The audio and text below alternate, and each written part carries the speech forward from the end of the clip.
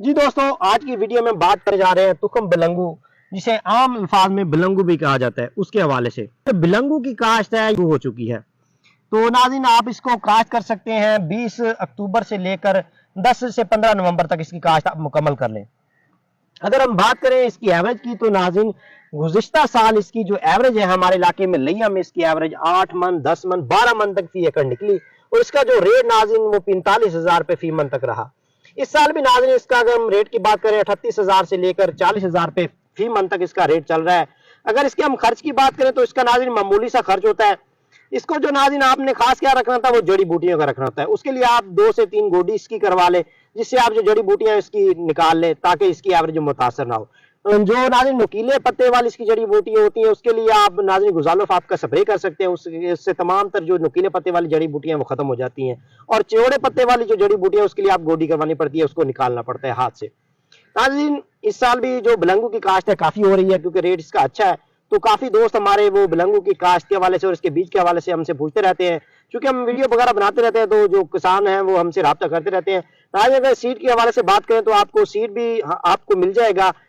Number ہم آپ کو دے دیں گے۔ کاشف کھیڑا ٹریڈر پیر جگی شریف سے اس کا جو بلنگو کا بیج ہے بہترین اور اچھی قسم کا آپ کو مل جائے گا، تو آپ ان سے رابطہ کر سکتے ہیں، سیڈ حاصل کر سکتے ہیں۔ اگر ہم بات کریں ناظرین اس کے جو کس رقبے میں اس کو کاشت کر سکتے ہیں، اس کے لیے کون سا رقبہ ضروری ہے، ناظرین اس کو جو کاشت کرنا ہے آپ نے وہ بالکل بھی درمیانہ جو رقبہ ہے ریتلے رقبے وہاں پر آپ کاشت کر سکتے ہیں، وہاں پر اس کی ناظرین جو پیداوار ہے اچھی آ جاتی ہے، 8 من سے لے کر 12 من تک فی ایکڑ نکل آتا ہے۔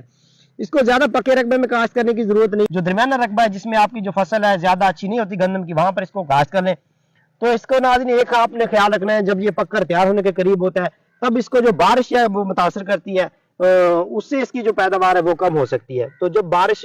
آنے کے قریب ہو تو اس کو ڈھانپ دیا جاتا ہے شاپر لے کر تاکہ جس کی ایوریج ہے وہ متاثر نہ ہو۔ اگر ناظرین بارش آ جائے تو اس کی جو ایوریج ہے بالکل بھی نہیں آتی، وہ 20 سے 25 kg فی ایکڑ تک نکلتا ہے، کیونکہ بارش آنے سے یہ خراب ہو جاتا ہے۔ خرچ اس کا ناظرین 35 سے 40,000 روپے فی ایکڑ تک آتا ہے زیادہ سے زیادہ، اور جس کو اسی ایوریج ہے 8 سے 10 من آرام سے نکل آتی ہے، اور ریٹ اس کا 40,000 روپے تک فی من ہے۔ تو اس سے بہترین آپ نفع کما سکتے ہیں، یہ فصل بھی لگائیں اور بہترین نفع کمائیں۔ ناظرین اگر آپ زیادہ کاشت کرتے ہیں تو آپ نے کیا کرنا ہے، 2 سے 3 فصل لگائیں تاکہ جو آپ کو اچھے سے اچھے ریٹ مل سکے۔